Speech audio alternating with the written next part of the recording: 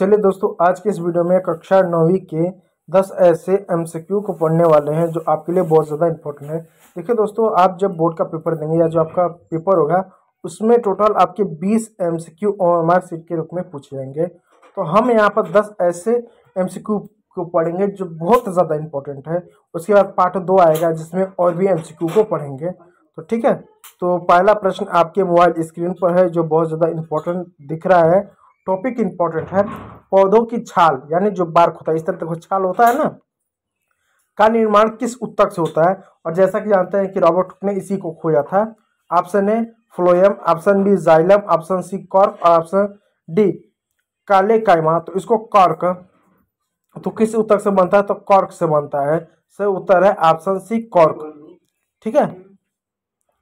प्रश्न 32वां, किस उत्तक को पौधों का भरण उत्तक कहा जाता है? Option A phloem, option B parenchyma, option C collenchyma, option C sclerenchyma. तो पेरेकाइमा को क्या कहा जाता है? भरण उत्तक पौधों का कहा जाता है। अब आपको लगेगा यहाँ पर प्रश्न 32 दिख रहा है, 33 दिख रहा है। ये हमारे जो पार्ट है, ये हमारा पार्ट तीसरा है। ठीक है, कई सारे हम पार्ट लेकर आए हैं जिसमें अलग अलग पार्ट में कई सारे प्रश्नों को हम सॉल्व कर रहे हैं।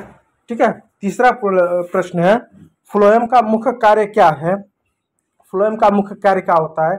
ऑप्शन ए पानी का परिवहन करना, ऑप्शन बी भोजन का परिवहन करना, ऑप्शन सी समर्थन देना, ऑप्शन डी सुरक्षा प्रदान करना।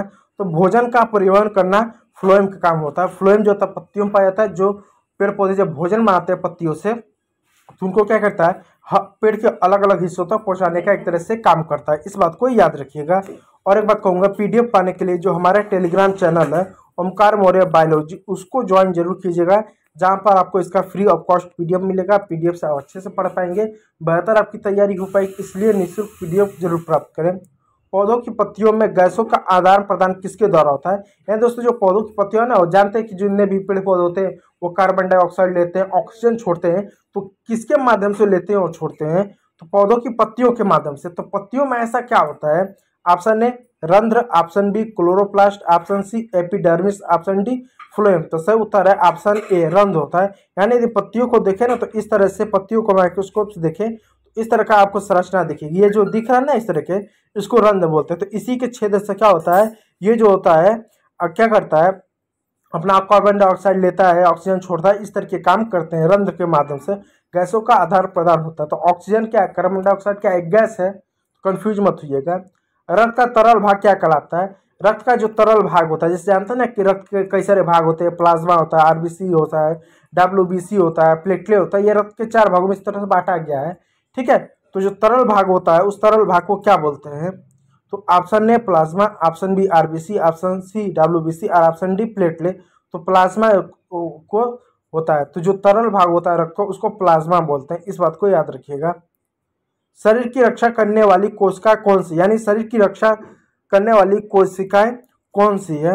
Option A RBC, option B WBC, option C platelet, option C plasma. तो ऑप्शन से उत्तर है बी, जो प्लाज्मा नहीं, जो डब्ल्यूबीसी आते हैं, यानी जो आपका व्हाइट ब्लड सेल होता है वो क्या करते हैं? रोगाणुओं से हमारे शरीर को सुरक्षा करते हैं। यदि व्हाइट ब्लड कम हो जाएगा ना आपका, तो इससे क्या होगा? आपका शरीर बहुत जल्दी बीमार पड़ेगा। इस बात को याद रखिएगा। रक्त का थक्का जमाने में कौन सी कोशिका सहायक है? अब थक्का क्या होता है? देखो, जब आपको कहीं पर चोट वोट लग जाता है ना, तो एक समय बाद खून निकलेगा, तुरंत खून निकलना चालू हो जाता है। एक समय बाद क्या खून निकलना चालू हो जाएगा। और एक समय बाद यदि आप उसको रोको ना, वहां पर कोई कपड़ा ना लगाओ, हाथ ना लगाओ, तो एक समय बाद खुद ब खुद क्या खून बंद हो जाता है। लेकिन ऐसा नहीं कि खून कम गिरेगा, खून ठीक ठाक गिरता है, लेकिन अब ऑटोमेटिक क्या खून बंद हो जाता है। तो थक्का जम जाता है। तो थक्का कैसे लगता है? तो थक्का जमाने का काम कौन सी कोशिका करता है? Option A RBC, option B WBC, option C platelet और ऑप्शन डी प्लाज्मा। तो सही उत्तर है प्लेटलेट। देखो इस तरह से प्लेटलेट होता है ना, ये पीला पीला, ये पीला पीला, ये क्या करता है? रक्त का थक्का जमाता है। अब आपको लगेगा पिछले 2-3 जो प्रश्न दिख रहे हैं उसमें आरबीसी, डब्ल्यूबीसी, प्लेटलेट, प्लाज्मा यही ऑप्शन में आ रहे हैं, कुछ और ऑप्शन में क्यों नहीं यार? अरे जब सवाल रक्त पर है तो ये नहीं 4 पर आपको ऑप्शन मिलेगा, चारों को अच्छे से पढ़ लो, समझ लो, रक्त आपका तैयार हो जाएगा। ठीक है, चलो फिर वापस पेड़ पौधों पर आ जाते हैं अपने। और फिर कहूँगा कि चैनल यदि अच्छा लगे तो सब्सक्राइब जरूर कीजिएगा, और वीडियो अच्छा लगे तो एक लाइक करिएगा। ठीक है, अगला प्रश्न को देखिएगा। पौधों में भोजन बनाने की क्रिया को क्या कहा जाता है? क्या कहा जाता है, का नहीं, क्या कहा जाता है। Option A phloem, option B chloroplast, option C क्या क्लोरोकाइमा, ऑप्शन डी जाइलम। तो पौधों में भोजन बनाने की प्रक्रिया कहाँ होती है, क्या नहीं कहाँ होती है, क्या कहा जाता है वह नहीं कहाँ होती है। तो पेड़ पौधों में भोजन बनाने की प्रक्रिया को हम जो होते हैं प्रकाश संश्लेषण कहते हैं।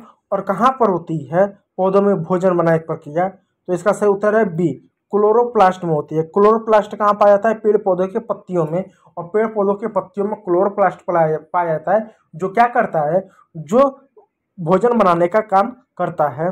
क्लोरोफिल आप कह सकते हैं, ठीक है। कौन सा होता है सबसे अधिक लचीलापन देता है, यानी कौन सा ऐसा ऊतक होता है जो शरीर को, या जो ऊतक होता है उसको लचीलापन देने के काम करता है पेड़ पौधों का। Option A collenchyma, option B parenchyma, option C sclerenchyma और ऑप्शन डी फ्लोएम। तो सही उत्तर है ऑप्शन ए, जो आपका कॉलेरेकाइमा है वो लचीलापन देने का काम करता है पेड़ पौधों को। और अंतिम आपका 40वां प्रश्न है, ये देखो हमारा माचो मैन आ गया जो बहुत ही स्मार्ट दिख रहा है, ठीक है। इसको देखो, शरीर की सबसे कठोर संरचना कौन सी है, यानी शरीर की सबसे कठोर संरचना कौन सी है। ऑप्शन ए उपास्थि, ऑप्शन बी अस्थि, ऑप्शन सी पेशी और ऑप्शन डी रक्त। इन चारों में सबसे कठोर यदि संरचना है, हमारे शरीर की सबसे कठोर संरचना है, तो हम लगभग हड्डी को ही मानते हैं। हड्डी सबसे कठोर होता है, पेशी नहीं। मांस मांस थोड़ा ना कठोर होता है, खून थोड़ा ना कठोर होता है।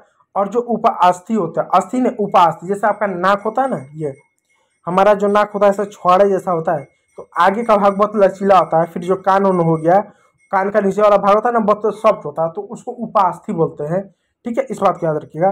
तो अस्थि यानी जो बोन होता है, जो हड्डी होता है, सबसे कठोर भाग होता है। तो ये रहे 10 ऐसे प्रश्न जो बहुत ज़्यादा इंपॉर्टेंट है, विशेषकर जो रक्त वाला भाग था तो इंपॉर्टेंट था, इसलिए इसको जरूर याद कीजिएगा, रट लीजिएगा। और पीडीएफ के लिए ओमकार मौर्य जो बायोलॉजी जो टेलीग्राम चैनल है उसको जरूर ज्वाइन कीजिएगा। वीडियो अच्छा लगा तो लाइक कीजिएगा, चैनल पर नया तो जरूर सब्सक्राइब कीजिएगा। वीडियो देखने के लिए आप सभी लोगों का बहुत बहुत धन्यवाद।